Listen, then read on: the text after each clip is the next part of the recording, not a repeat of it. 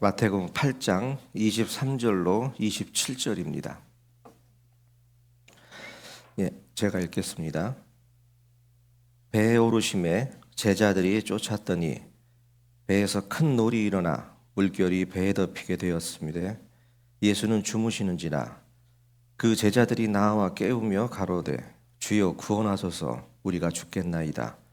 예수께서 이르시되 어찌하여 무서워하느냐 믿음이 적은 자들아 하시고 곧 일어나사 바람과 바다를 꾸짖으신데 아주 잔잔하게 되거늘 그 사람들이 기이 여겨 가로되 이 어떤 사람이기에 바람과 바다도 순종하는고 하더라. 아멘.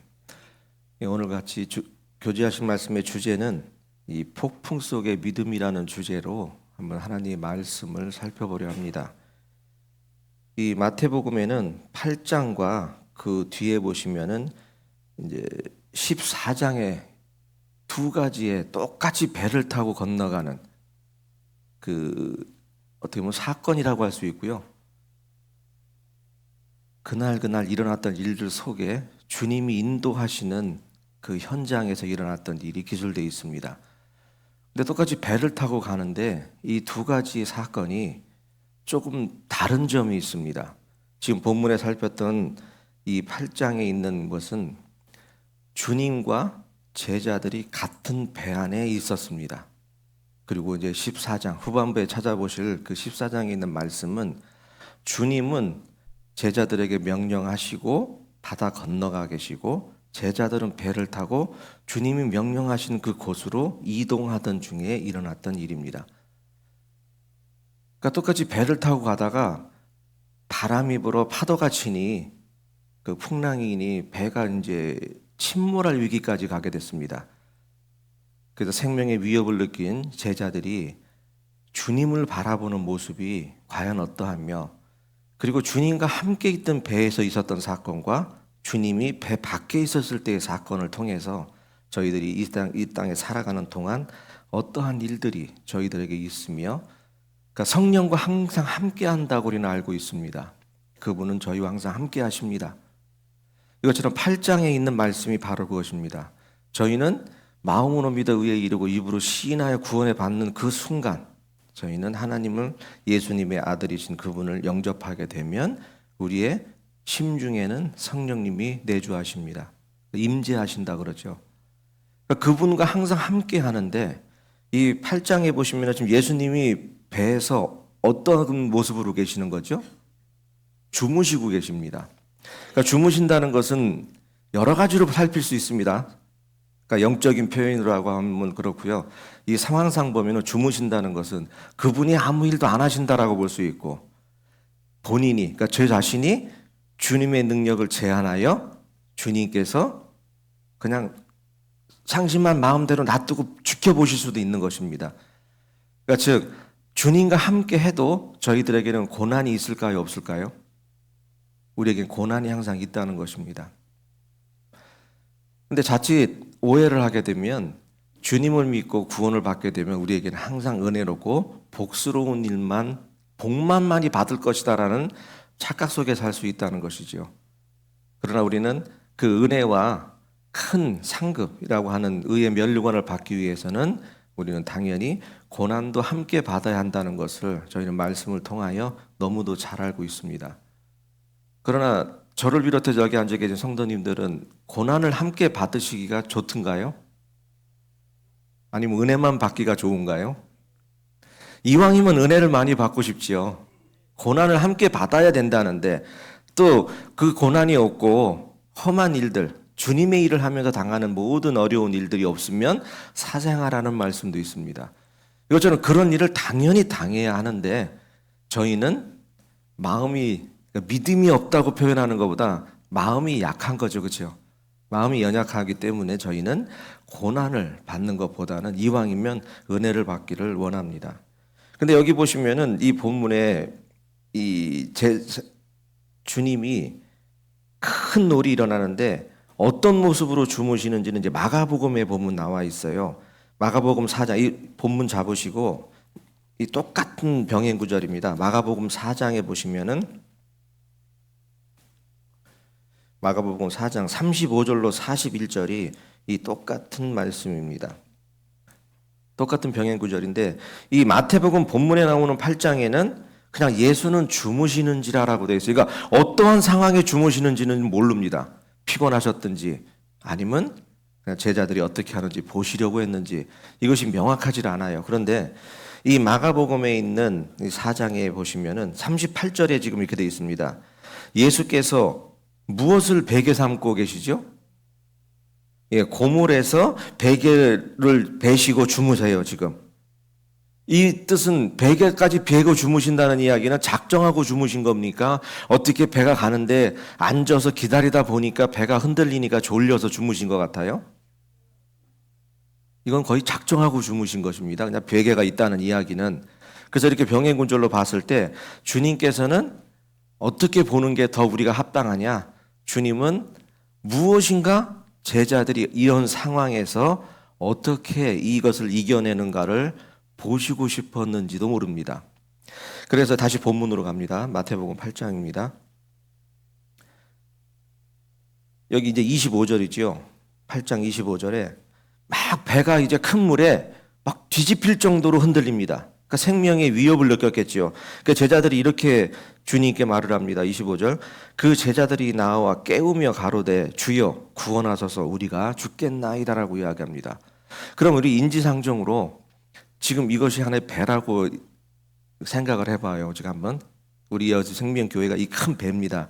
이 큰 배가 지금 운행을 하는데 목사님은 고물을 베개 삼고 주무십니다. 근데 막 배는 지금 침몰할 상태예요. 그래서 여기 있는 젊은 청년이 됐든 누가 됐든 여기 선장 역할을 하는 목사님을 막 깨우면서 그럽니다. 아니 지금 상황이 어떤 상황이든 주무시고 계십니까? 우리는 다 죽게 됐습니다. 그럼 목사님이 일어나서 제일 먼저 해야 할 말이 무슨 말일 것 같습니까? 우리 인간적으로 이 성경을 우리가 이 성경을 보니까 좀 뭔가 지식인 것처럼 어떤 그런 거 다 내려놓고 정말 인간적인 거로 봤을 때 위험하고 배가 뒤집힐 정도로 했으면 막 깨우면 제일 처음에 일어나서 할 말은 지도자는 무엇 해야 할까요? 그래 어떻게 하든지 두려워하지 마라. 우리가 이 상황을 잘 모면해서 배가 뒤집어지지 않도록 뭐 해보자. 우리 사도 바울은 어떻게 했죠? 풍랑이니까 막 그 같이 있던 죄인들하고 그 배에 있던 사람들한테 이야기해서 물건도 다 버리고 어떤 방법을 찾지 않습니까? 그런데 예수님께서는 그런 방법을 찾는 것이 아니라 너무도 문맥상 앞뒤가 맞지 않는 말씀을 하고 계십니다. 여기 뭐라고 하시죠? 26절에 그러니까 우리가 죽겠나이다 하고 위급해서 주님을 깨우니까 깨워서 일어나셨던 분이 잠을 주무셨던 분이 하시는 말씀이 이렇습니다. 예수께서 이르시되 어찌하여 무서워하느냐 믿음이 적은 자들아. 이 제자들의 위급한 구원의 요청에 이 대답이 설정상 맞을까요? 이렇게 예수님이 했다니까 또 예수님은 무언가 다른 능력과 영성이 있고 하나님의 아들이시고 또 하나님의 본체이시니까 무언가 다른 뜻이 있겠지. 이렇게 100번 생각할 수 있습니다. 그럼 우리 인간적인 예를 한번 들어보겠습니다. 저도 자녀를 어렸을 때 지금은 큰아들이 35살, 6살 먹어갑니다. 근데 그 아이들이 어릴 때 어디 유원지라든지 어디 놀러 갔을 때 물가를 자꾸 가려고 하면 부모님들 어떻게 하세요? 아니 거기 위험한데 왜 가느냐 하다못해 그래 이 노젓는 배를 타고 아니면 오리배라도 좋습니다. 그걸 타고 가족들이 호수에서 배를 타고 아주 좋은 시간을 보내는데 아이들이 배 위에서 막 뛰고 막 하면은 뭐라고 하세요? 지금 이 대답이 인지상정이에요. 그런데 이 위급한 상황에 주님 일어나서 뭐라고 하죠? 무슨 생뚱맞게 믿음이 적냐고 이야기를 합니다. 죽게 된 상황과 믿음과 무슨 상관이 있을까요? 근데 여기에 하나님의 깊으신 뜻이 있다는 것이죠. 욥기를 보시게 되면 욥이 의로웠던 하나님의 주권으로 욥을 시험을 하셨던 어떠한 상황이었던 간에 욥에게는 우리가 상상하지 못할 글로 읽으니 이런 일을 당했겠구나 하지 이것이 진짜 본인에게 당했다 하면 이건 상상하지 못할 일입니다. 이런 일을 당하다 보니 욥이 이렇게 간증하지요. 내가 앞을 보고 뒤를 보고 좌우를 살펴도 주님이 있다 없다? 하나님은 없다라고 합니다. 근데 그 순간 진짜 하나님이 없으셨을까요? 계시지요. 그분은 눈동자처럼 지키시며 머리털까지 세신 바 된다고 하십니다. 그분은 주무시지도 않고 졸지도 않으시며 회전하는 그림자도 없다고 하시는 분이 과연 욥을 버리고 놔두셨을까요? 그럼 여기 안에 있는 제자들도 똑같은 상황이지요. 그러나 같은 배 안에 있습니다만 제자들은 무슨 상황만 본 거지요? 폭풍과 바람과 배가 흔들리는 위험한 위급한 상황만을 본 것입니다. 그러나 그 배 안에는 능히 구원하실 능력과 죽어도 다시 살릴 분이 계셔요, 안 계셔요? 그렇기 때문에 믿음이 적은 자들이라고 말씀하신 겁니다. 그러니 저희들이 살며 힘들고 어려운 일을 당합니다. 우리는 이생의 자랑이든 안목의 정욕이든 모든 거로 통해서 저희는 살면서 건강이든지 또 가족의 문제, 직장의 문제, 자녀의 어떤 성장의 문제, 이런 모든 문제를 당할 때 저희는 입버릇처럼 쉽게 나올 수 있는 말이 무엇일까요? 저에게 이런 고난을 주시니 저에게 더 승리할 수 있으며 주님의 마음을 알게 되고 주님으로부터 더 가까워지고 제가 주님 안으로 다시 들어갈 수 있게 하심을 감사드립니다라는 기도가 나올까요? 어찌하여 저에게 이런 일을 주십니까가 먼저 나올까요? 우리는 대부분이 후자의 기도가 먼저 나옵니다. 그러나 우리는 말씀 쪽으로 그의 나라와 그의 의를 구하라. 그리하면 나머지는 그냥 다 더하시리라는 말씀을 너무도 잘 알고 있다는 것이죠. 그러나 하나님께서는 그 말씀을 아는 것과 제가 행하지 않는 것은 전혀 다르다는 것을 말씀합니다. 성경 66권을 전부 다 토시 하나 안 틀리고 외운들, 제가 위험에 처했을 때 그 말씀이 저를 위급한 상황에서 주님을 붙잡고 주님 안에서 평안과 평강을 누릴 수 없다면 제가 이 말씀이 저하고 무슨 상관이 있을까요? 하물며 제자들은 예수님의 능력을 본 분들입니까? 아닙니까? 저희들을 보다는 이분들은 그분을 대면해서 보며 죽은 자도 살리고 문둥병자, 눈먼 자, 안진뱅이 모든 사람들을 살리며 병을 고치신 이적을 보이신 분입니다. 그래도 주님의 능력을 믿었습니까? 못 믿었습니까? 못 믿었습니다. 그래서 도마에게 말씀하죠. 보지 않고 믿는 믿음이 크다. 근데 저희는 주님을 봤습니까? 못 봤습니까? 좀 애매하죠, 이제. 봤다고 하면 이상하고 안 봤다고 하면은 참 이게 구원받지 않은 것 같기도 하고, 봤다고 해야 될지 안 봤다고 해야 될지. 그러나 우리 그리스도인은 틀림없이 주님을 보셨습니다. 왜? 말씀이 육신되어 오신 그분이 말씀이 육신되었으니까 말씀으로 기록된 이거를 읽으면 그분을 대면하는 겁니까? 안 하는 겁니까? 성경을 보시는 그 순간 그분의 얼굴과 모습과 모든 것을 인격적으로 만나는 것입니다. 그래서 요한복음 1장 12절과 요한복음 3장 16절은 같은 구원받는 말씀이지만 맥락이 전혀 다른 말씀입니다. 요한복음 1장 12절에는 우리가 영접하는 자, 즉 예수님을 구주로 받아들여서 그분의 영이 안에 들어온 자, 영접하는 자입니다. 그러나 요한복음 3장 16절은 뭐지요? 하나님이 세상을 이처럼 사랑하사 독생자를 주셨으니 저를 믿는 자마다 멸망치 않고 영생을 받게 하는 것입니다. 그러면 요한복음 3장 16절은 제자들만 위한 말씀이에요? 모든 세상 사람들 말씀을 하신 거예요? 모든 세상 사람들. 그러나 이제 요한복음 1장 12절은 이제 범위가 좁아지지요. 영접하는 자예요. 하나님을 믿고 예수 그리스도를 받아들이며 그분이 나의 구주시며 내가 그분 안에 있을 때 나는 평강을 누린다. 그분은 나의 구원자이시며 나는 그분을 믿음으로 죽어도 살고 살아도 산다는 것이 우리가 부활의 소망입니다. 그것을 이룬 자에게는 요한복음 1장 12절이 이루어지는 것이죠. 그러니 이 말씀에 비추어 볼 때 지금 마태복음 8장은 주님과 동행은 하지만 제자들이 예수님을 제대로 마음속에 영접했을까요? 안 했을까요? 이 당시의 제자들은 주님이 자기들이 원하는 방식과 자기들이 구약에서 배워 능히 조상들로부터 들었던 메시아 사상만 갖고 있었습니다. 그러니까 즉 이스라엘에 이러한 왕이 태어날 것이야. 그래서 너희들을 환난에서 구원하시고 이스라엘을 다시 회복할 거라는 그런 말씀만 들고 살았지, 주님이 어떠한 분인지 그러니까 1대1의 관계에 주님이 형성되지가 않았다는 거예요. 그러니까 민족을 구원하러 오신 분이지 나를 구원하러 오신 분이 아니라는 겁니다. 저희가 구원을 다른 아직 이방 세상에 있다가 저희의 복음 전도 집회를 통해서 구원받은 백성들에게 우리 하나님의 자녀가 되면 죄에 대한 인식을 바꿀 때 제일 먼저 많이 강조하시는 게 뭐죠? 주님은 누구를 위해서 왔다 이 땅에? 나를 위해서 왔다. 그러니까 불특정 다수인에서 이게 뭐로 바뀐 거예요? 관점이? 바로 나로 바뀐 거예요. 그러니까 주님은 요한복음 3장 16절은 불특정 다수인, 주님이 이 땅에 오신 이유와 그분이 와서 행하신 목적을 알게 되면, 그분의 보혈을 알게 되면 죄인이나 의인이나 다 뭐가 돼요? 하나님이 보시기에 의인은 하나도 없지만 우리 눈으로 볼 때 의인같이 살았던 분들이 있을 거 아니겠습니까? 구제도 잘하며 죄 하나도 안 짓고. 우리 세상 살면 이런 말 하는 분들 있죠? 나 뭐 없이도 산다? 나 법 없이도 산다는 분 많습니다.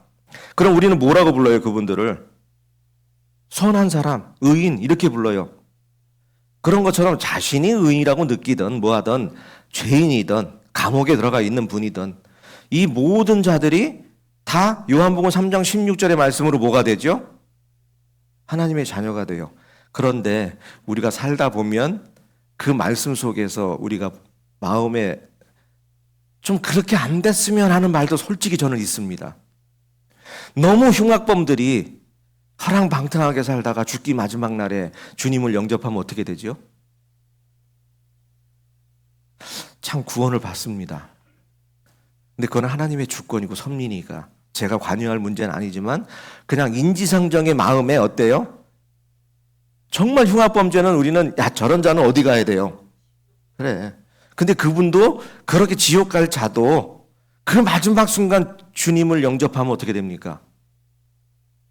이거 하나님의 자녀가 되는 권세를 줘버립니다. 이 문제가 달라지는 거죠. 그래서 이 말씀에 진짜 꼭 영적인 의미라기보다 이 말씀이 전해주고 싶은 이야기는 주님, 즉 너의 생명과 너의 모든 것을 주관하는 생과 사를, 복과 저주를 주관하는 내가 너와 무슨 관계가 있냐는 것이죠. 여러분은 요한복음 3장 16절과 요한복음 1장 12절이 우리가 구원을 받는 절대적으로 뛸 수 없는 하나의 말씀입니다. 그 말씀은 우리를 구원받게 하는, 또 구원을 간증하게 하는 하나의 말씀인데, 하나님 편에서 볼 때는 그 사람의 그 한 개인의 마음의 결신 단계가 달라요? 똑같아요? 이 깊이는 전혀 다르다는 것이에요. 교회는 올 수 있습니다. 성경책 들고 아무리 와서 성스러운 척 할 수는 있습니다. 성경책을 매일 읽으며 구원 간증하고 하나님의 말씀으로 모인 자리에서 간증을 하며 내가 삶으로 주님과 동행하는 이야기를 얼마든지 할 수 있습니다. 즉 거룩한 척 할 수 있다는 것이죠. 그러나 그 자가 하나님 보시기에 진짜 거룩할까요? 주님은 이 땅에 오셔서 하신 말씀이지요. 바리새인들에게 뭐라 하셨죠? 너희는 대접의 겉은 깨끗하나 어디가 더럽다? 속이 더럽다. 그러니 너희는 안과 밖을 똑같이 깨끗이 하라. 거룩하라. 내가 거룩하니. 그것처럼 주님과 같은 배 안에 있어도 그분이 나의 진짜 나를 운영하며 나의 모든 생과 사를 주관하시는 조물주이시며 천지 창조를 하신 나의 구주라는 것을 진짜 마음으로 믿어 의에 이르셨냐는 거죠.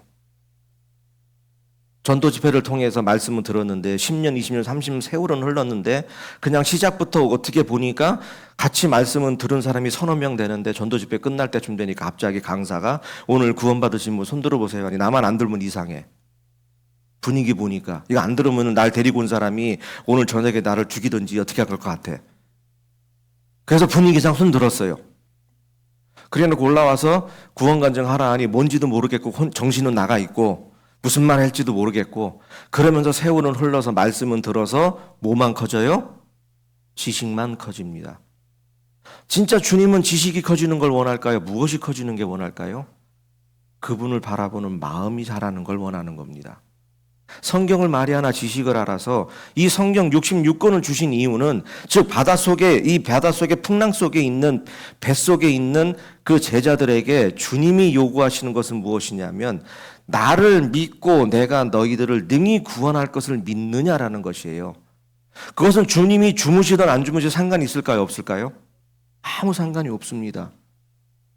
그런데 제자들은 주님이 옆에 주무시고 계시는데도, 우리는 그 주무시는 예수님을 이렇게 표현하죠. 이분은 아까 제가 그렇게 표현했습니다. 작심하고 주무시던, 어떤 상황에 주무시던, 그것은 나를 바라보고 있지 않은 것으로 착각할 수 있어요. 그러나 그분은 저를 보시는 것 같아도 보시는 거고, 안 보시는 것 같아도 보신다는 거죠. 그러니 내가 네 심중에 무엇한 것을 압니까? 모르십니까? 그분은 모든 것을 알고 계십니다. 그러면 그분이 파도의 바다에 이 풍랑을 일어서 배가 뒤집힐 정도로 제자들이 죽을 정도의 위경에 처해 있는 것을 아실까요? 모르실까요?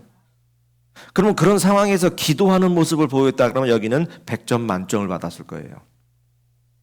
그러나 생명의 주이신 그분이, 주인이신 분이 옆에 있는데도 무엇을 합니까? 죽을까 걱정을 하는 겁니다. 그러니 성도 여러분께서 교회에 오셔서 여기서 죽을 거 걱정하시는 분이 있으면 이 제자들과 똑같다는 거죠. 우리는 죽으면 어떻게 되죠? 다시 부활하지 않습니까? 우리는 새로운 피조물로 천국에서. 그러나 이 땅에 사시면서 그분이 재림하시는 모습을 보면 여기서 바뀌겠죠. 그렇죠? 그것처럼 저희는 말은 천국 가기를 고대합니다. 근데 진짜 마음에 이곳에 오셔서 하는 행위는 천국 가기를 원하는 분일까요? 이 땅에서 더 오래 살고 싶을까요? 여기서 더 오래 살고 싶은 행위야 행동과 말을 하는 분이 더 많다는 거죠. 그렇다고 오늘 저녁에 가셔가지고 전부 결단 내리시라는 건 아닙니다. 주님께서 우리에게 허락하신 분복이라는 게 있지요. 우리에게 주신 각자의 연한이 있어요. 그 연한 동안 저희는 무엇을 해야 하지요? 죽기까지 말씀에 순종하며 그의 나라와 그의 의가 전해질 수 있도록 우리는 무엇을 합니까? 성결한 삶을 통하여 전도를 해야 됩니다. 전도는 결코 내가 성스러운 생활을 하지 않고 전하는 말씀은 위력이 없습니다. 10년 아니라 20년을 옆집 사람한테 아무리 하나님 믿어보라고 말씀을 전해도 그분이 볼 때 제가 예수님을 믿는 사람처럼 보여야 이 자리에 온다는 거예요. 제가 말씀을 아무리 권해도 제가 그분이 볼 때 제가 세상에 탕자보다 못한 생활을 살면서 그분께 하나님 믿어보라고 말씀 전하면 그분이 여기 초대돼서 올까요? 너나 믿어라. 그런 능력 없는 하나님, 너 하나도 못 바꾸는 하나님이라면 너나 믿어 그냥. 그러나 여기 앉아 계신 분들의 제일 큰 간증은 뭐냐면 나 같은 자가 살아 이 자리에서 하나님을 감히 경배드리는 이 자체가 기적이라는 겁니다. 우리는 말로는 다 죽었어야 할 몸이라고 기도합니다. 영원히 멸망받을 수밖에 없었던 몸들 주님의 보혈로 구원해 주셔서 감사합니다라는 기도를 합니다. 그러나 진짜 그런 모습으로 사냐는 것이죠. 이 교회에 들어오는 이 모습들이 정말 감사함으로 오십니까? 오늘 안 가면 목사님이 전화하고 집사님이 전화할까 봐 오십니까? 그 전화 받으면 뭐라고 거짓말하기도 애매하고 또 뭐 때문에 안 왔다고 하기도 그냥 아유 가자. 여기 오니까 갑자기 집에 좋은 거 놔두고 온 거 생각나고 친구들은 오늘 어디 놀러 간다 했는데 거기 같이 따라가지 못했던 거 계속 생각나고 얘네들은 지금 이 시간쯤에 어디 가고 있겠지. 이 시간에는 어느 식당 가서 뭐 먹고 있겠지. 그러면 말씀이 들어와요? 뭐가 들어와요? 말씀이 들어오는 게 아니라 사단밖에 안 들어와요. 계속. 그러니 우리 말라기 성경에 보면은 하나님께서 뭐라 하시죠? 여호와께서 저 성전문 좀 누가 닫아줘라 그럽니다. 너희들이 절고 흠있고 아렁지고 정말 나에게 제물로 드릴 수 없는 것들을 가지고 오면서 너희는 입으로 나를 어떻게 한다? 공경한다 한다. 저희는 이 자리에 참석하는 이 예배를 드리러 오는 이 마음이 어떤 마음이냐면요. 정말 말이 아닌 행동으로 나 같은 죄인을 살려주심에 감사하는 마음으로 오셔야 한다는 거죠. 그러면 여기 와서 어떠한 험한 일을 당해도 우리에게 욕이 나올까요? 감사가 나올까요? 그러나 우리는 성도가 왔는데 어떤 분이 그렇지 않아도 평소에 별로 마음에 안 들었는데 저분이 내 인사 받는 둥 마는 둥 하고 흘기는 눈으로 봤어.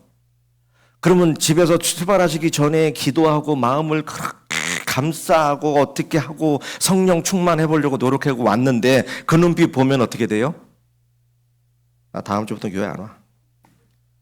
내가 저 인간이 나가든지 내가 나가든지 둘 중에 하나야 해요. 그럼 구원시켜준 이유가 무엇일까요? 내가 너를 사랑한 것 같이 너도 네 이웃을 사랑하라. 네 형제를 사랑하라는 것이 내가 너를 사랑한 것 같이 그 단어에 함축된 것이 내가 너를 위해 죽었듯이 너도 그 자를 위해 죽으라는 겁니다. 근데 우리는 그것은 쏙 빼요. 그분이 나를 위해서 죽은 거는 고마운데 내가 저 사람 위해서 죽는 것은 no thank you. 이게 무슨 말씀입니까? 요한일서 3장 16절로 가겠습니다. 오늘 제가 준비한 대로 안 가고 지금 이 첫 장도 못 넘기고 이상한 쪽으로 가고 있습니다.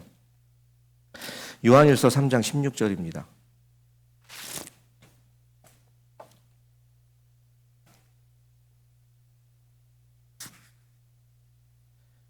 아까 말씀드린 것처럼 이 요한복음을 쓰신 분이나 요한일서 쓰신 분이나 앞에 나오는 요한 똑같습니다. 그분이 똑같은 말을 쓰셨는데 요한복음 3장 16절은 하나님이 세상을 이처럼 사랑해서 그분 독생자를 주셨어. 이 얘기를 썼어요. 그러니까 하나님이 독생자를 주어서 세상의 모든 죄인들을 위해서 죽었다는 이야기를 기술했어요. 하나님의 감동으로. 근데 또 다시 요한 1서 3장에는 똑같은 병행 구절이에요. 3장 16절도 똑같습니다. 똑같은데 이거 보기 전에 그럼 요한복음부터 한번 볼게요. 그래야 정확히 될 것 같습니다. 요한복음 3장 16절 보겠습니다. 요한 1서는 잡고요. 요한복음 3장 16절에 보시면 하나님이 세상을 이처럼 사랑하다 독생자를 주셨으니 이는 저를 믿는 자마다 멸망치 않고 영생을 얻게 하렸습니다. 이 말은 세상 사람들 위해서 그분이 죽으신 거예요. 하나님이시며 성자 예수님이시며 성령인 그분께서 직접 죽으신 거야. 우리를 위해서. 그러면 제가 말씀드린 것처럼 그렇게 죽으셨으니까 우리는 이 보답하는 마음이라도 감사하는 마음이라도 이 예배를 그렇게 참석해야 된다 하지요. 근데 그분이 다시 우리가 보면 뭐 제3 계명이니 새로운 계명이 이렇게 표현합니다. 그분이 승천하시기 전에 하신 말씀이 뭐지요? 내가 너를 사랑한 것 같이 내 이웃과 네 형제자매 다 사랑해라라고 말을 합니다.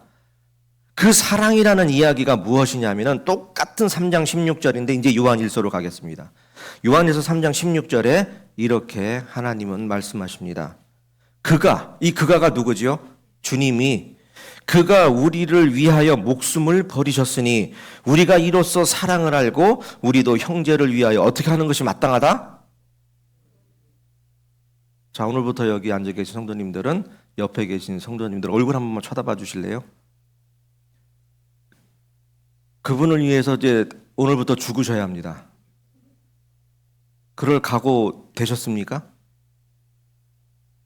적어도 교회는 그 각오로 오셔야 된다는 거예요. 근데 우리는 자칫 잘못하면 무슨 마음을 품고 살지요? 사울이 그랬던 것처럼 평생 미친 마음 품고 교회에 와서 예배 생활할 수 있다는 것입니다. 이게 끔찍한 상황입니다. 그러니까 주님께서는 그 피 흘린 모습으로 제 옆에서 그렇게 물끄미 바라보며 말씀할 겁니다. 내가 너 같은 자에게는 무엇을 더 어떻게 해야 되겠느냐? 내가 죽기까지 했는데 내가 무엇을 더 해야 너는 그 마음이 깨지겠느냐? 이 목이 곧은 백성아. 이것이 우리의 삶이라는 거죠. 우리는 고난도 함께 받아야 한다는데 고난은 다 팽개치고 뭐만 받아요? 그냥 은혜만 따먹고 싶은 거예요. 은혜만 다고다고. 거머리에는 딸 둘이 있어. 계속 다고다고 한다 하지 않습니까? 그냥 주십시오. 뭐 이루게 해주십시오. 뭐 해주십시오. 이거 해주시면 제가 다음부터는 이렇게 잘할게요. 그거 이루어져가지고 잘하는 분 저 본 적이 없습니다. 즉 직급이 올라가고 회사에서도 직급이 올라가면 올라갈수록 뭐만 더 커져요? 머리만 커지고 목만 고다지고 교만만 생기죠. 그러니 그리스도인 중에 최고의 교만의 말이 저는 하나로 참축하자면 이건 제 개인적인 생각입니다. 성경에는 없습니다. 저는 교만이라는 게 이 교만의 그러니까 성공의 저 교만이라는 책이 있어요. 그 책을 보시게 되면 저 상상도 못한 것이 다 교만이에요. 아, 이런 것도 교만이야? 예를 들게요. 목사님이 무슨 일을 시켜요.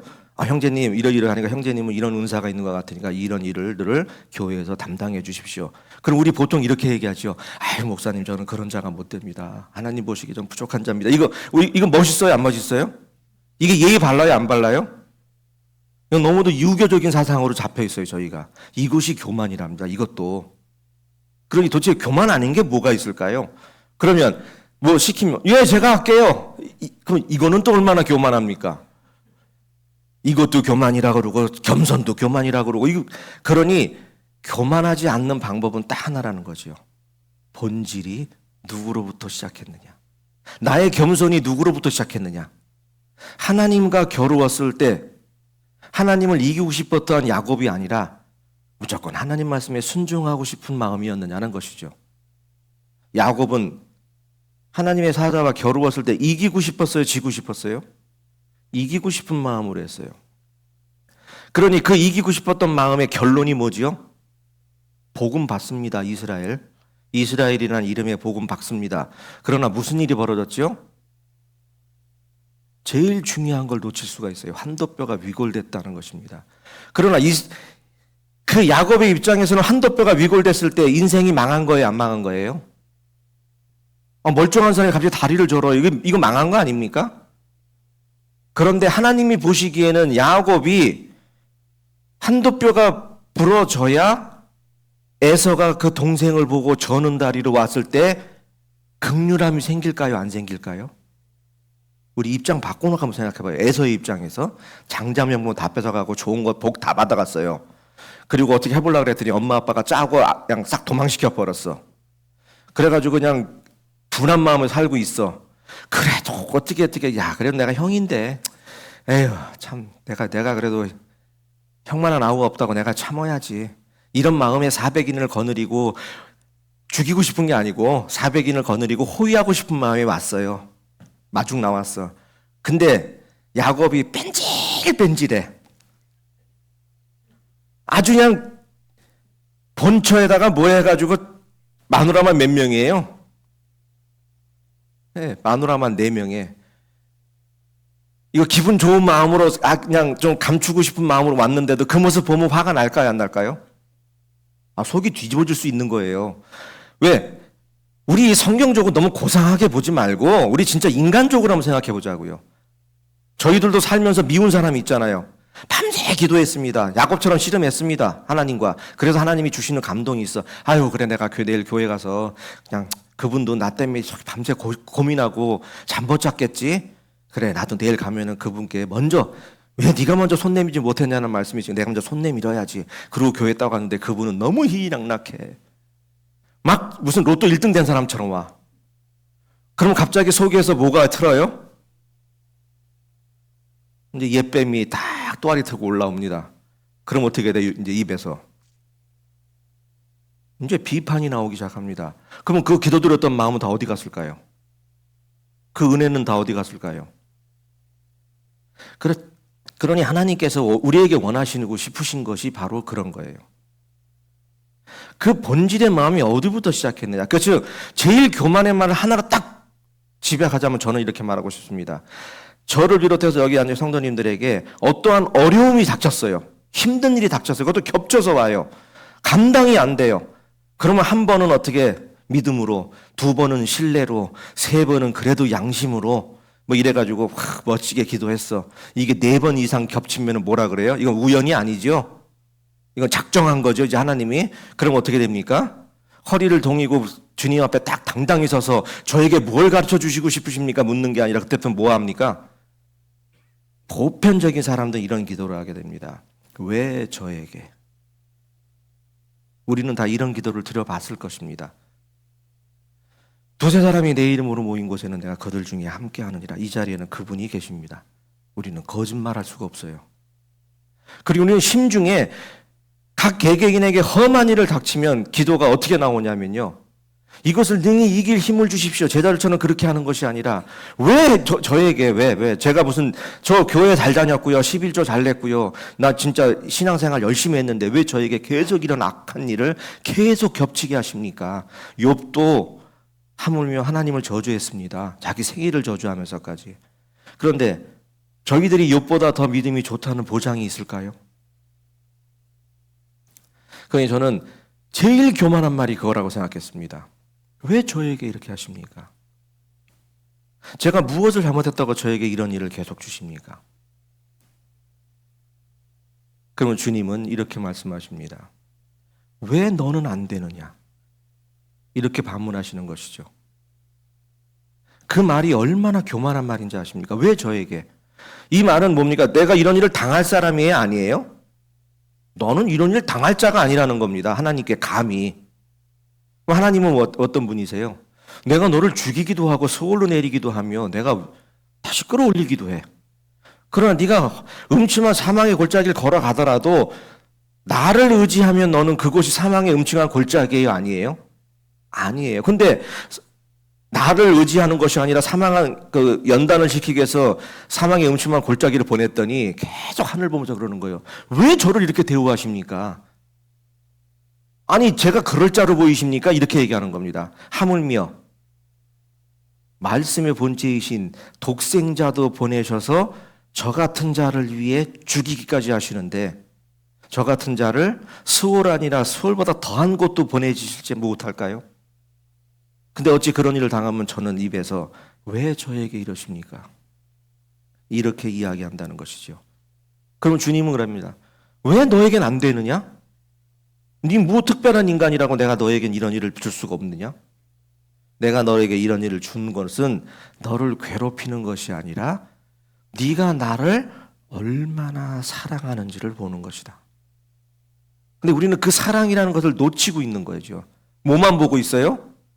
지금 본문에 있는 말씀처럼 제자들은 풍랑에 배가 뒤집히는 상황만 보고 있는 거예요.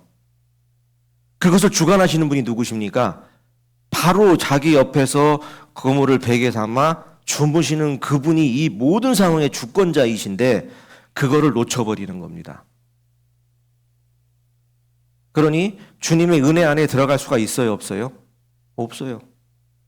우리는 말씀에 특별하게 있습니다. 그리스도 안에 있을 때만이 우리가 능력이고 능력 주는 자 안에 있을 때만이 제가 모든 능력을 나타낼 수 있는 것이지 그분을 제해놓고 내 능력으로 내가 성경을 많이 아니 성경책을 많이 읽었고 신앙서적을 많이 읽었고 뭐 주석서를 달달 외우고 있다고 해서 제가 신앙생활을 잘하는 것이 아니라는 것입니다. 그것은 자칫 잘못하면 말씀에 있듯이 배나 더 지옥 자식을 만드는 것일 뿐일 밖에 없습니다. 그 정확한 증거가 뭐냐면요. 마음의 심중에 예수 그리스도의 영으로 사는 자는 이 말씀을 비추어 볼 때 누구를 비추어 봐요? 내 자신을 비추어 봅니다. 이 말씀이 율법과 모든 말씀이. 그러나 그렇지 못한 자, 성령에 충만치 못한 자는 이 말씀이 나의 잣대가 아니라 누구의 잣대가 됩니까? 상대방의 잣대가 됩니다. 너 말씀에 있잖아. 이렇게 살지 말으라고. 그러면 자기는 이렇게 살고 있을까요? 결코 없다는 것이죠. 그러니 성경은 남을 비판하라 준 것이 아니라 나를 살펴보라. 그리하여 내가 너에게 지켜 준행하라 한 말씀들을 지켜 준행하라는 것입니다. 요한복음 지금 3장 찾으셨으니까 2장으로 한번 볼까요? 다른 그 성경의 4대 복음서는 마태, 마가, 누가, 이 요한 복음서 모든 복음서는 주님과 동행했던 일을 그 당시에 적은 것이 아니라 그 후에 적었습니다. 그런데 마태, 마가, 누가 이 세 사람의 기술법은 뭐냐면요. 그분이 자기와 당사자인 자기와 제자들과 동행하며 행하셨던 일들을 시간 순서상으로 적으셨어요. 다. 이렇게 쑥 시간 순서상으로 해서 나중에 돌아가시는 그 과정, 다시 부활하신 과정, 이것을 순서로 했는데 요한복음에 보시면은 요한 사도는 좀 특이하게 했습니다. 결론을 먼저 앞에다 이야기하고 시작해요. 왜? 너무도 그러니까 요한은 사도는 예수님이 특별히 이뻐했던 또 귀하게 여겼던 사도 중에 하나인데요. 요한 사도는 사실은 베드로가 이런 간증을 했었어야 되는데 요한 사도가 이 요한복음에 이런 간증을 하기 시작합니다. 이 말씀 먼저 보고 또 말씀 이어갈게요. 여기 보시면은 21절부터 한번 갈게요. 2장 21절입니다. 그러나 예수는 성전된 자기 육체를 가리켜 말씀하신 것이라. 이 말씀이 뭐지요? 제자들에게 내가 죽은 지 사흘 만에 다시 살아날 것이고 내가 부활하고 나면은 내가 너희보다 갈릴리에 먼저 가 있을 것이고 그 다음에 너희들은 예루살렘을 떠나지 마. 이렇게 명령을 했거든요. 자기가 고난을 받고 죽겠다는 것을 계속 고지했습니다. 근데 제자들은 그걸 믿었어요, 안 믿었어요? 결코 안 믿었어요. 그 예수님 십자가에 못 박혀서 죽었다고 판단을 하니까 뭘 했죠? 제자들이 전부 다? 가룟 유다 하나 빼놓고 자기가 자살한 가룟 유다 빼놓고는 나머지 11명은 전부 내가 생각했던 메시아가 이제 죽었구나. 그럼 이제 세상에 왕이 있어요, 없어요? 없으니 희망이 없잖아요. 꿈도 없어요. 그러니 각게 고향 가자. 나 원래 그냥 배 타고 고기 잡던 사람이 나 고기나 잡으러 갈래니까 전부 제자들이 다 고향길로 가고 있었습니다. 다 고향으로 돌아가고 있어요. 그러니까 예수님 말씀은 온데간데 없는 거예요. 뭐만 봤기 때문에 주님의 언약을 본 것이 아니라 주님이 십자가에서 죽으신 것만 본 거예요. 그러니 이제 끝난 겁니다, 세상이. 그 마음이 얼마나 죄스러웠고 주님으로부터 다시 부활하신 이후에 그 말씀이 기억난 것이 얼마나 머리 뇌 속에 탁 박혔으면 요한복음 2장에 이것부터 시작하고 합니다. 그 뒤에 말씀 22절입니다. 죽은 자 가운데서 살아나신 후에야 제자들이 이 말씀하신 것을 기억하고 성경과 및 예수의 하신 말씀을 어떻게 했다? 이걸 간증을 먼저 하고 시작하는 거예요.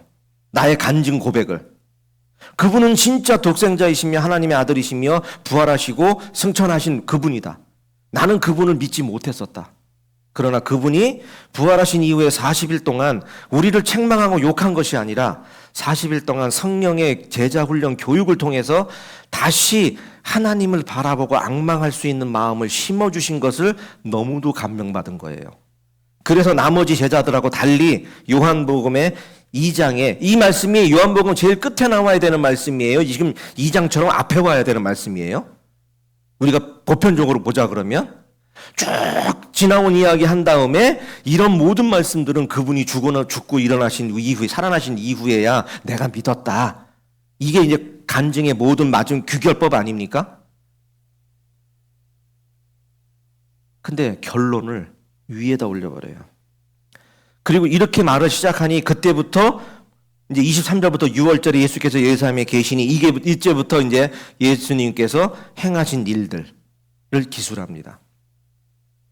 그러니 요한이 이 뱃속에 배가 풍랑이 일었던 마태복음 8장에 배가 풍랑이 일었던 그 현장에도 있었고 마태복음 14장에 배가 풍랑에 이르니 주님을 보고 베드로가 어떻게 해요? 주님 보고 물 위를 걸어가잖아요. 주님을 볼 때는 물 위를 걸을 능력이 생겼어요, 안 생겼어요? 그러나 바람과 풍랑을 보고 그 보는 순간 어떻게 됩니까? 자기가 물 위를 걷는다는 자체가 말이 안 돼. 의심하니 어떻게 되지요? 물에 빠지기 시작합니다. 그 주님께서는 즉시 손을 내밀고 건지시죠. 똑같은 상황이에요. 단 하나만 다르다는 겁니다. 배 안에 계셨고 안 계셨고.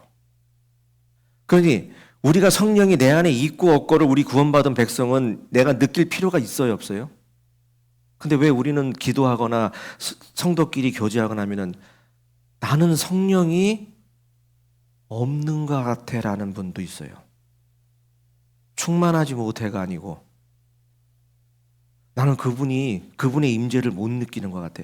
그 말씀은 그분은 이 안에 계셔요, 안 계셔요? 계시는데 저의 믿지 못하는 마음에 그분을 주무시게 하는 겁니다. 그러니 그분이 일을 안 하시는 거예요. 그러니 상실한 마음대로 내버려 두는 겁니다. 그러나 그분은 결코 우리 한 번 구원받은 백성은 구원을 취소하십니까? 안 하십니까? 안 합니다. 너의 마음으로 나를 발견하라고 계속 마음에 성령의 감동을 주시죠. 그러나 그 감동을 계속 무시하면 어떻게 되죠? 사도 바울이 말하죠. 양심의 화인을 맞아. 이제 그때부터는 성령의 어떠한 음성과 감동이 오지를 않습니다. 그러니 예수님이 배 안에 계시든 배 밖에 계시든 이것이 중요한 것이 아니에요.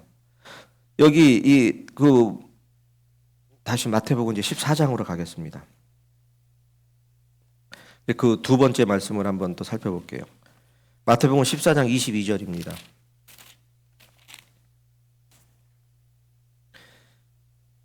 이 내용은 다 아시기 때문에 성경 본문은 다 읽지 않겠습니다. 필요한 부분만 제가 이제 읽겠습니다. 마태복음 14장 22절로 33절인데요. 22절에 이렇게 말씀합니다. 예수께서 즉시 제자들을 재촉하사 자기가 무리를 보내는 동안에 배를 타고 앞서 건너편으로 가게 하시고 무리를 보내신 후에 기도하러 따로 가셨어요. 따로 산에 올라가시다 저물매 거기 혼자 계시더니 이제 이 사건이 벌어집니다. 24절에 배가 이미 육지에서 수리나 떠나서 바람이 거스림으로 물결로 인하여 고난을 당하더니 밤 사경에 예수께서 바다로 걸어서 이제 제자들에게 오십니다. 이것을 보고 이제 겁나니까 뭐 유령이라고 합니다. 그러니까 이제 주님께서 말하죠. 아니다, 나다. 나니 두려워하지 말아라. 이렇게 말합니다. 그래서 물에 빠지는 베드로에게 제가 똑같은 또 비유를 할게요. 어린 자녀분들을 데리고 물가로 갔는데 물가에 빠져서 허우적대는 자녀를 즉시 건지시면서 무슨 말을 하겠어요? 야, 나 엄마가 가지 마라 했잖아. 이 물에 가면은 위험하다 했잖아. 그러면서 건져줄 거 아니에요. 그러면서 어디 아픈 데는 없니? 괜찮니? 막 살필 거 아닙니까? 근데 또 생뚱맞게 주님은 뭐라고 하죠? 31절에 물에 빠져 죽게 생긴 베드로에게 또 건져서 내시면서 그래요. 예수께서 즉시 손을 내밀어 저에게 붙잡으시며 가라사대 믿음이 적은 자여 왜 의심하였느냐라고 이야기합니다. 이건 뭐 위로는커녕 우리 세상적인 말로 예수님께서 한 방 먹이는 거죠. 너 왜 나를 안 믿어? 이렇게 하는 거야. 이것처럼 주님, 우리의 관점에서는, 우리 인간의 관점에서는 주님이 있고 없고 이거 더 중요해. 이런 어떤 상황이 더 중요해. 그러나 주님은 이 상황에서 우리 인간적으로 그 물가에 빠진 자녀를 꺼내면서 항상 먼저 하는 말이 입버릇처럼 나오는 말이 엄마가 위험하다 했잖아. 왜 엄마 말 안 들어? 이 말이 먼저예요. 그럼 주님도 뭐라고 했겠어요? 이렇게 얘기해야 돼요. 내가 항상 너 믿으라 했잖아. 나를 따라서 내가 너를 구해준다 했잖아. 왜 이 말을 기억 못해? 이렇게 해야 되는데 다 생략합니다. 딱 한마디만 하세요. 이 믿음이 적은 자들아. 왜 의심하였느냐? 이것은 동일선상에 있는 지금 우리도 똑같다는 거죠. 여기 물에 빠지는 베드로와 배에 있던 제자들만 그랬을까요? 아닙니다. 지금 현 시대에 살고 있는 저를 비롯한 모든 성도님들도 나에게 닥쳐오는 어떤 환난과 환경만 본다는 겁니다. 그러나 여기 여수 생명교회 성도님들은 다 아니시리라 믿습니다. 아멘하기 이상하시죠? 아멘 하자 그러니 참 양심이 찔릴 것 같고 안 하자 그러니 이상한 것 같고. 근데 여기 놀라운 사실이 있어요. 마태복음 8장, 마태복음 14장 두 가지의 배 풍랑 사건이 있습니다. 하나는 즉 주님이 함께 하셔도 환난과 핍박과 고난과 의의 상급과 면류관과 모든 것이 있을 수 있습니다. 그런데 두 번째는 상황을 잘못 판단하시면 예수님이 배에 안 타셨다라고만 생각하실 수 있어요. 근데 이게 본질이 아닙니다. 진짜 본질은요. 예수님이 배에 함께 있고 없고가 아니라 지금 제자들이 22절에 뭐로 시작하죠? 예수께서 즉시 제자들을 재촉하사. 그러면 제자들은 예수님의 명령에 따라서 배를 타고 가고 있었어요. 유람을 가기 위해서 예수님의 명령과 상관없이 가고 있었어요. 예수님의 명령에 순종하고 가고 있습니다. 즉 성도님들이나 저나 주님의 말씀을 순종하고 살아도 고난이 있다는 거예요? 없다는 거예요? 있다는 겁니다. 그러니 내가 주님의 말씀대로 10에 11조를 내고 모든 말씀대로 겸비하며 경건한 마음으로 살았는데 어찌하여 저에게 이런 일을 주십니까? 라는 말이 교만입니까? 아닙니까? 그게 교만일 수밖에 없다는 것입니다. 주님의 말씀에 순종하고 배를 저어 가고 있는데도 고난이 온다는 거예요. 그랬으면 우리 인간적으로 아버지가 시켰어. 아들이 아버지가 시킨 일을 하다가 어디 다쳤어. 그럼 아빠가 뭐라고 해야 돼요? 인간적으로. 미안하다. 야, 아빠가 너 이 일 시켜서 미안하다. 이거 아빠가 했어야 되는데 아빠가 너 시켜서 이게 다쳤다. 그리고 약을 발라줄 거 아니겠어요? 근데 그렇게 해서 아들이 피를 철철 흘리고 있는데 아버지가 탁 가서 이 믿음이 적은 자더라. 어찌하여 의심하였느냐. 이게 말이 맞습니까? 즉 상황만 보면 말이 안 맞는 거예요. 근데 이 상황 속에 하나님이 보여주고 싶어 하시는 하나님의 섭리가 있다는 거예요. 우리는 그 상황만 보니까 이건 말도 안 되는 소리 하고 있네 진짜. 이건 믿음 시험하는 것도 아니고. 그것이 아니라 너는 내가 너에게 명령한 것을 수행하면 가정에서도 너는 이러한 위급 상황이나 너는 이런 기적도 볼 것이다. 나를 바라보면 어딜 걸어가요? 무리를 걸어갈 수 있어요. 그런데 나를 바라보지 않으면 어떻게 합니까? 재리의 걱정에 영향이 막혀 너의 안에 심어진 열매가 맺어져야 안 맺어져요? 맺어줄 수가 없다는 거죠. 그 탓이 누구 탓이다? 하필 돌밭에 뿌려준 주님 탓일까요? 내가 돌밭 같은 마음이 내가 탓일까요? 근데 간혹가다 그런 성도님들이 계시더라고요. 왜 하필 말씀을 돌밭에 뿌리십니까? 왜 하필 그 가시밭에 뿌리셨습니까? 좀 옥토를 만들고 하시지. 그러나 놀라운 비밀이 또 있습니다. 옥토에 뿌렸는데 다 많이 결실하더라라는 말씀이 있어요. 혹 30배, 60배, 100배의 열매를 맺더라라고 되어 있어요. 그러면 옥토의 마음들이 다 똑같아요? 달라요? 근데 우리는 마음에 옥토는 다 똑같을 것이라는 왜 그런 희한한 생각들을 하고 사는지 모르겠습니다. 그냥 옥토에만 관심이 있어.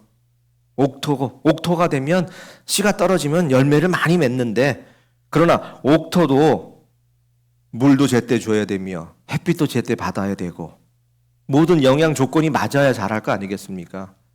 이 옥토도 순간 가시밭이 되며 돌밭이 되고 다 순간순간 바뀝니다. 그것처럼 내 자신이 옥토라고 생각하는 그 자체 순간 그 순간부터 저는 절대적으로 부패할 수 있다는 것입니다. 그것이 그 밭이 내가 뿌린 나의 말씀을 뿌린 그 밭이 옥토이냐 아니냐의 판단권은 누구한테 있어요? 주님이 갖고 계세요. 저는 옥토이든 아니든 신경 쓸 거 없이 뭐만 하면 되지요? 주님의 말씀만 보고 가면 돼. 주님의 말씀 안에 거하기만 하면 되는데 우리는 주님의 말씀 안에 거하는 것이 먼저예요. 항상. 주와 동행하는 것이 먼저입니다. 주의 이름을 부르는 자가 구원을 받는 것이지 다른 걸 이름을 주신 적이 없다 하잖아요. 근데 그것은 빼고 구원만 우리가 갖고 있다면 뭐만 갖고 있는 거예요? 헛껍데기 구원만 갖고 있어. 그 구원론만. 구원론은 저를 구원시킬 수가 없어요. 그 구원론의 절대주의자이시고 그거를 완성하신 그분을 진짜 믿고 신뢰해야 되는 거 아니겠습니까? 제 말에 동의하십니까? 아니 예수님의 보혈로 구원을 아니 세상 사람들 그 예수님이 피 흘리는 영화를 한두 번 안 봤을까요? 아니 크리스마스만 되면은 그렇게들 미쳐 날뛰는데 그분들이 예수님을 모를까요?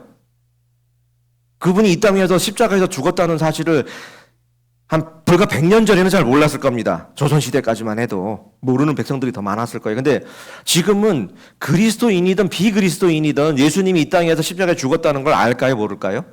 아는 사람이 더 많아요. 그러면 그분들도 구원 받아야 돼. 그러나 그분들이 왜 구원을 못 받을까요? 진정한 주이신 주님 안에 있지 않기 때문이죠. 그러니 혹 여기 앉아 계신 모든 성도님들께서는 구원론만 믿고 계십니까? 그 구원론을 완성하신 주님을 믿고 계십니까? 이 결론은 전혀 다릅니다. 믿음의 결론은. 믿음과 신뢰라는 게 있어요. 이게 같아 보이시죠? 이 국어사전에 보면 믿음과 신뢰는 같은 단어의 어떤 보면 똑같은 맥락이에요. 믿음. 그리고 신뢰. 근데 믿음이라는 건 뭐냐? 국어사전적으로 내가 어떠한 대상이나 어떠한 것을 믿고 싶은 마음이라고 합니다. 믿음은. 그러니까 믿음이라는 것은 절대적으로 누가 주시는 거예요? 하나님께서 주시는 거야. 그러니까 믿음은 외부로부터 와요. 나로부터 시작하는 게 아니야. 그러니까 믿음의 주에 온전케 하신 예수를 바라보자라고 하지 않습니까? 믿음의 주, 믿음의 주인이신 예수를 바라봐야 돼. 그래야 그분이 저를 능히 살리셔. 그러니까 믿음이라는 것은 그분을 믿고 싶은 마음을 믿음이라고 해요. 저는 주님을 믿습니다. 이것은 뭐냐면 그분이 행한 모든 일들을 나는 마음으로 받아들인다는 거예요, 아닌 거예요? 받아들인다는 겁니다. 믿음. 그럼 신뢰라는 건 무엇일까요? 신뢰는 그 믿음으로부터 믿고 싶은 마음으로부터 생긴 대상에 대해서 그것을 믿고 따르고 행하는 것이라고 되어 있어요. 그럼 믿음과 신뢰가 같습니까? 다릅니까? 색깔이 다른 거예요. 그러니까 우리는 믿음, 우리 히브리서 11장 보면 믿음으로 이렇게 되어 있잖아요. 이 믿음이 모든 걸 다 포함하고 있어요. 하나님과 예수님과 성령님을 믿고 싶은 마음과 그분의 말씀이 온전히 살아 움직이며 그분은 나의 구주시라는 것을 믿기 때문에 그 마음으로 그분의 말씀을 준행해서 살겠습니다라는 결심까지 다 포함된 믿음이라는 거예요. 근데 이것이 굽이 완전히 안 갈라지면 뭐냐면은 믿고 싶은 마음만 갖고 있어. 마음만. 저는 주님을 믿습니다. 근데 신뢰하지는 못합니다. 그러고 그냥 믿고만 있는 거야. 주님을 믿고만. 그러니 야고보서에는 뭐라 합니까? 영혼이 없는 믿음이 죽은 것처럼 행함이 없는 믿음이 뭐다? 죽은 믿음이다.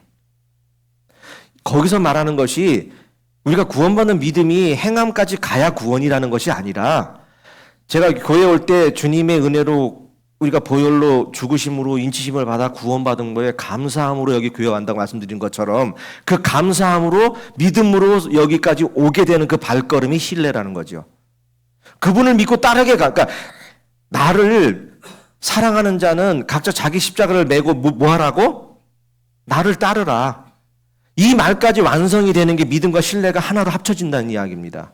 근데 신뢰까지 안 가신 분들은 뭐냐면 여기서 주님 믿어요. 하나님 믿지요. 말씀 믿지요. 근데 그게 나하고는 아무 상관이 없어. 하다못해 어떤 말씀도 일어나질 않아. 역사가. 그러니 성령이 충만할 수 없으며 자라갈 수도 없는 거지요. 그러니 20년, 30년, 40년 지나도 그냥 믿음 단계에서 머물러 있는 거예요. 그러나 다시 한번 말씀드립니다. 신뢰까지 가야 구원이 아닙니다. 믿음과 신뢰는 하나입니다. 하나인데 진짜 마음으로 믿어 의에 이르고 하는 거 있죠. 우리 로마서 말씀 10장 말씀처럼 마음으로 믿어 의에 이르고 이것이 믿음이에요. 입으로 시인하여 어떻게 되죠? 구원에 이르느니라. 입으로 시인하는 게 내가 마음으로 믿는데 절대 입으로 안 나와. 그러면 그게 이루어집니까? 남편들 사랑하십니까? 아내들 사랑하십니까? 근데 사랑한다고 옆에서 백날 자기 사랑해. 근데 그게 뭐가 안 와. 뭔가 마음에 안 와. 뭔가 찝찝해. 그러면 그 사랑이 진짜 사랑하는 말로 들리세요? 아니면 거짓말로 들리세요? 이제 믿음과 신뢰가 좀 구분이 가십니까? 사랑하는 자가 저에게 아무리 난 당신 사랑해라고 이야기해도 그 사랑 받을 만한 자가 내 마음에 믿음이 생길 만한 자가 믿음이 생기게끔 신뢰가 생기게끔 행동하지 아니하면 그 믿음은 100% 믿음이 아니라는 겁니다. 그런데 혹 결단코 신뢰할 행동을 하지 않는데 100만 원짜리 명품백에 그냥 사랑하는 줄 믿고 사시는 분들은 나중에 꼭 믿음에 실족하십니다. 시장에서 5천 원짜리 가방 사주셔도 신뢰로 믿음을 이룩하신 분들의 그런 가정을 이끄시는 분들은 육선이 가득한 식탁에서 밥을 먹으나 항상 다투는 집안입니다. 이 믿음과 신뢰가 전혀 다르다는 것입니다. 주님은 오늘 이 배가 풍랑에 맞는 순간을 통해서 네가 나를 이 믿음이 없는 자들아라고 하는 이 믿음이 바로 어느 단계까지 갔을까요? 이쯤 되면 대답이 나와야지 이제. 그냥 믿음이에요? 신뢰예요? 신뢰까지 나를 신뢰하느냐. 이 믿음이 적은 자들아 왜 의심하였느냐라는 말이 신뢰하지 못했다는 거예요. 예수님의 제자들이 다시 말씀드려. 1시간 얘기했는데 다 필요 없다 이거. 다시 시작해야 된다.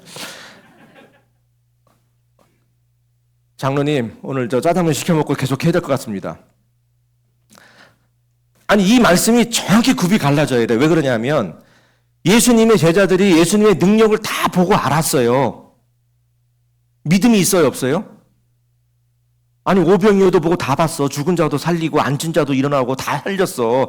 아니, 이 맹물이 뭐가 됐어요? 더 이상 뭘 보여줘야 돼? 여기서 주님이 믿음이 적은 자들아 어찌하여 의심하였느냐, 이 말은 믿음이 적은 자들라는 것은 내가 하나님의 아들이며 독생자 예수 그리스도라는 것을 믿느냐 말로만 하는 것이 아니라 뭐까지 가야 된다? 신뢰까지 가야 발걸음이 옮길 거 아닙니까? 그 말씀을 하는 거예요.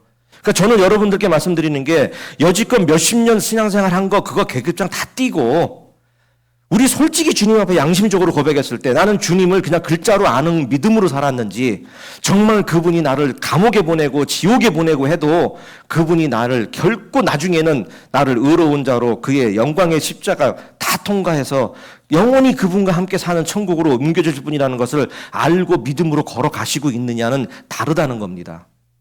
이 구분을 하고 사시냐는 거예요. 그냥 맹목적인 믿음. 나 예수님 믿지요. 예수님 안 믿는 사람 누가 있을까요? 그러나 우리 특히 더 우리 교단 같은 경우는 뭐지요? 구원에 대한 간증과 그분의 감사함의 뜨거움을 더욱더 강조하는 교단 아닙니까? 근데 행함까지 가는 신뢰 단계가 없다면 어떻게 돼야 될까요? 그럼 주님 그러는 거죠. 야, 이거 어떻게 해야 되냐? 나 죽기까지는 더 이상 할 게 없는데 뭘 더 보여줘야 나를 신뢰할래? 무슨 말을 더 하고 무슨 이적을 더 보여줘야 나를 믿겠니? 즉 제가 비유 드릴 게 딱 여기 부부밖에 없어. 왜냐면 여기 청년들은 못 느낄 테니까.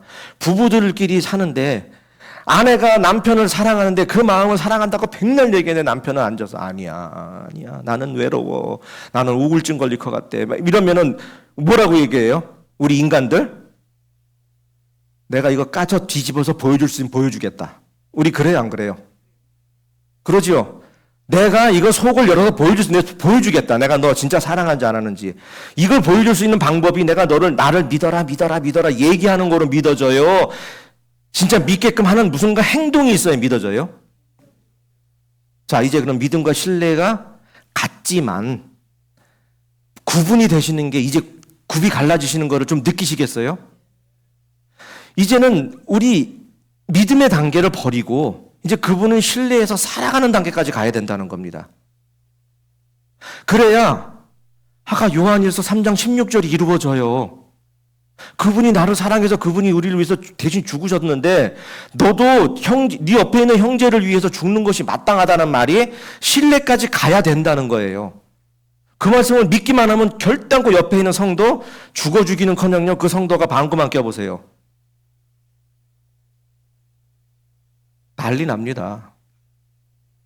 이것이 우리 교회뿐 아니라 지금 지구상에 있는 모든 기독교가 멸망의 길로 성령의 은혜의 촉대가 옮겨지는 그러한 현상들이 이루어지고 있는 것이 저 개인적으로는 그런 것 같습니다.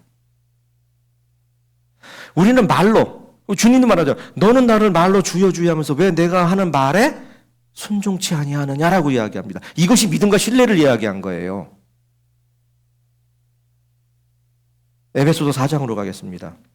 저 오늘 준비한 거 2장도 못 나가먹었는데 이거 참 큰일 났네요. 에베소서 4장입니다.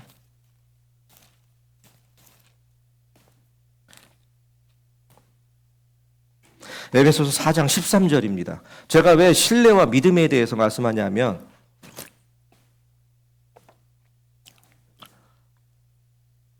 또 혹여 이런 분이 있을지 모릅니다. 그럼 우리의 구원이 완성이 믿음까지 갔다가 신뢰까지 가야만 완성되는 것입니까? 저는 다시 한번 밝히 말씀드립니다. 그거 아닙니다.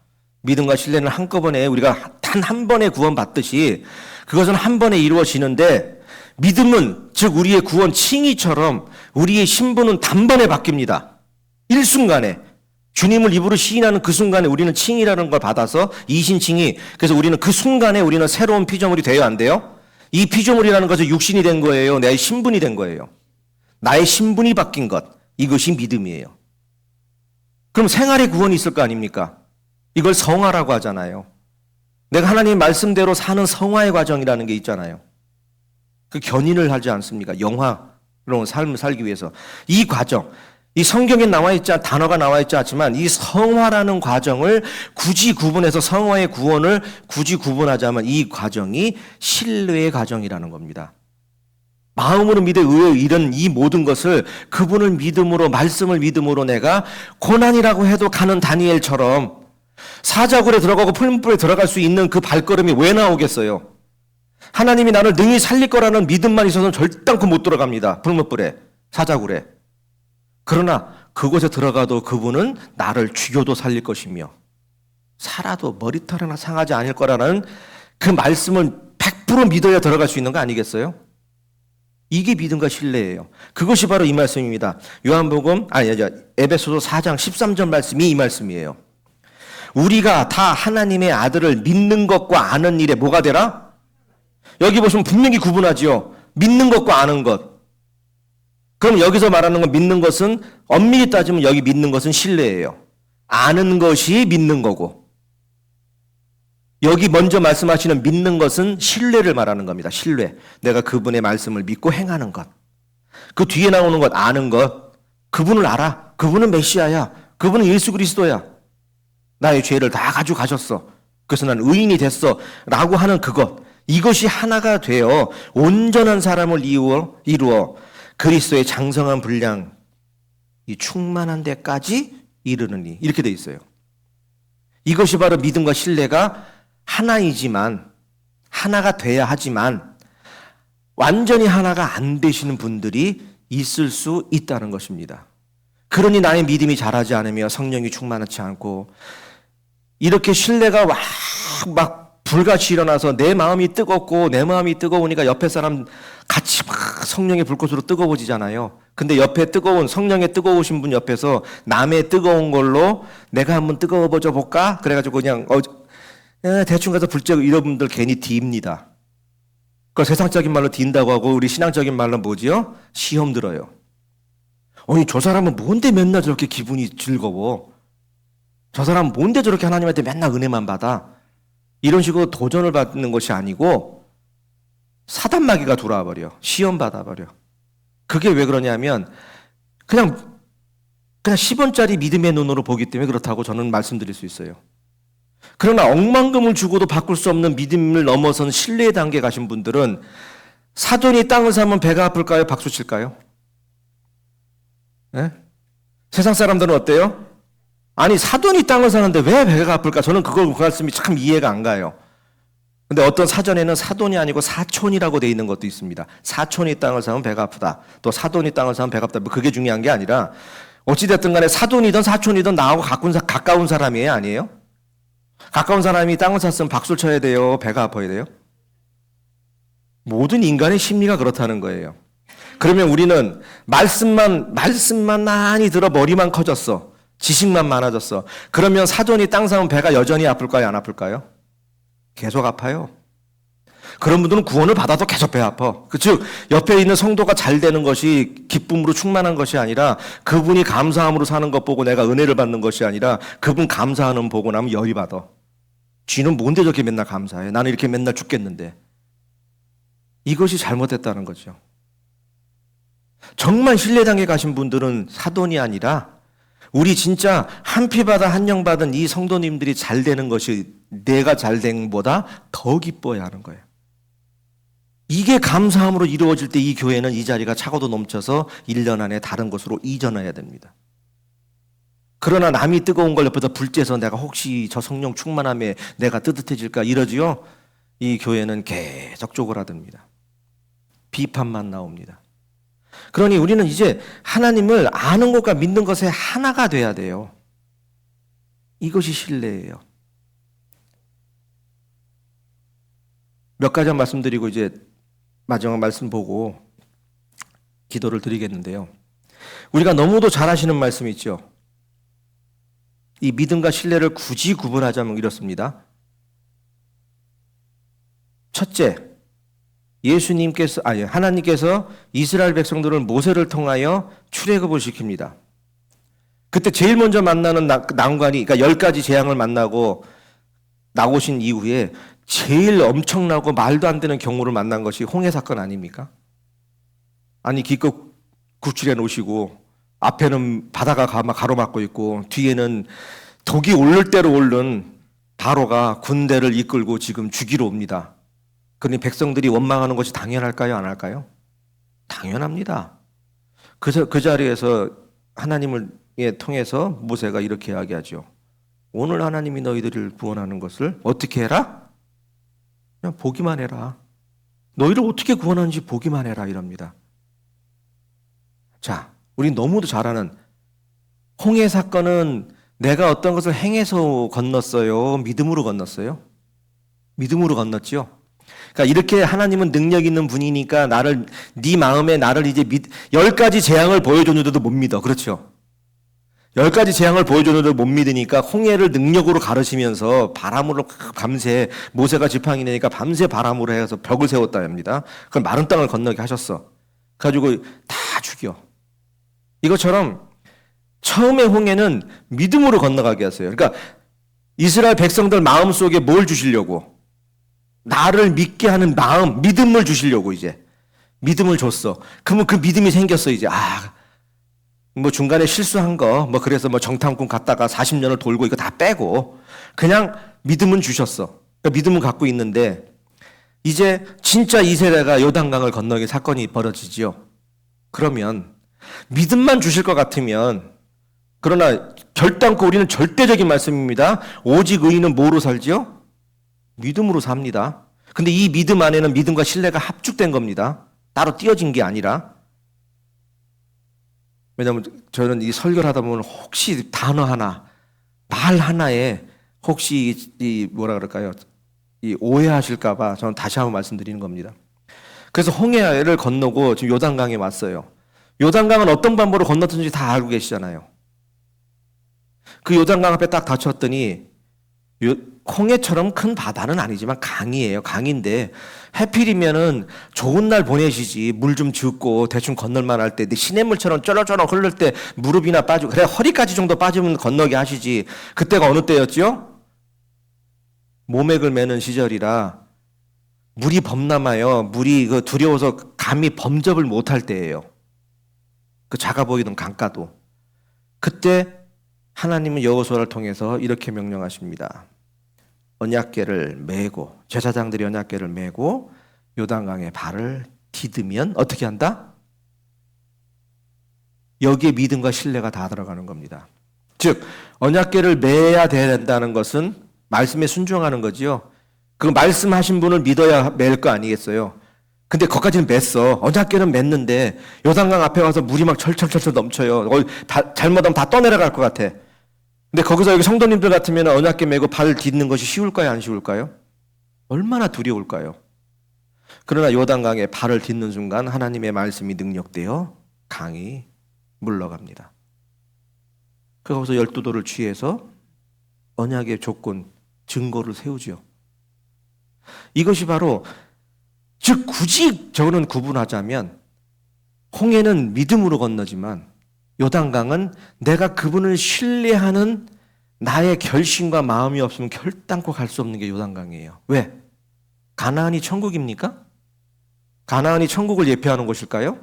아닙니다. 가나안은 지금 우리가 사는 이 땅과 똑같아요. 왜? 주님을 의지하고 살았을 때 거기 가나안의 7 족속들이 그렇게 악하고 머리 좋고 힘 세고 가나안 족속이 어떤 족속이라고 그랬어요? 네피림 같다 그랬잖아요. 우리는 메뚜기 같다. 그런 족속을 이기려면 무슨 말씀을 신뢰해야 됩니까? 믿고. 하나님 말씀을 믿고 신뢰해야 돼. 그리고 가서 이 가나안 땅에 들어가서 그분들과 7 족속과 싸워서 이길 만한 능력이 누구한테 나올까요? 그리스도 안에 있을 때. 그리스도 안에 있을 때 능력이 나온다는 겁니다. 그러니 믿음과 신뢰가 완전히 하나가 돼야만이 우리는 오늘 본문 말씀 준 것처럼 마태복음 4장과 8장과 14장 말씀처럼 어떠한 풍랑과 예수님이 주무시고 안 계시고가 중요한 게 아니라는 거예요. 우리의 상황과 우리의 환경은 다니엘이 겪었던 것처럼 우리가 감당하지 못할 정도로 닥치고 있습니다. 우리의 능력으로는 감히 해결할 수도 없고 생각도 안 납니다. 그때 뭐 하라고요? 기도하라. 그 기도하라의 기도에 믿는 마음으로 내가 능히 그렇게 해줄 거라는 신뢰로 하라는 거예요.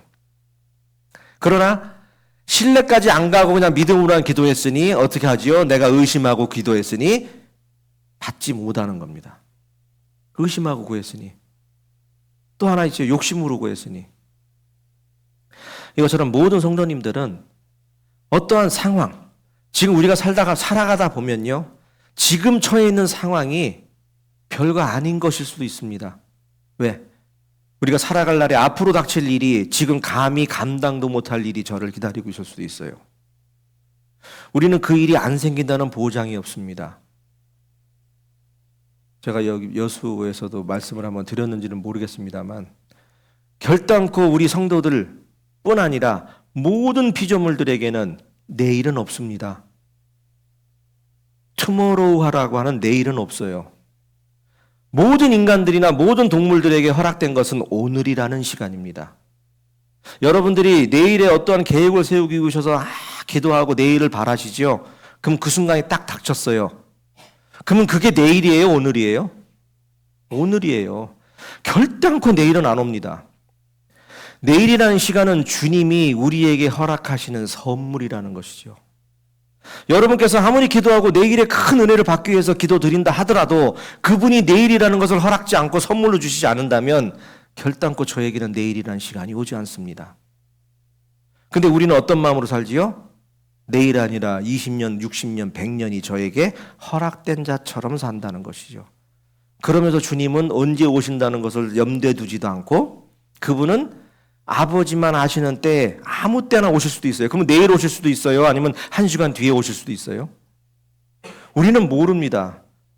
그러니 항상 깨어 있으라 하는데 우리는 주님이 아직 멀다라고 생각하는 거죠. 이것처럼 우리가 내일이라는 시간을 허락받기 위해서는 오늘 이 순간에 우리는 피차 사랑으로 권면해서 악으로부터 완고해지지 않도록 서로 사랑으로, 요한계시서 3장 16절 말씀처럼 내가 너를 위해서 대신 죽어줄 테니 너도 나를 위해 대신 죽어줘라. 그 마음으로 여기 살 때 이 자리는 차고도 넘친다는 겁니다. 에스겔 36장 37절 말씀 보고 기도하고 마치겠습니다.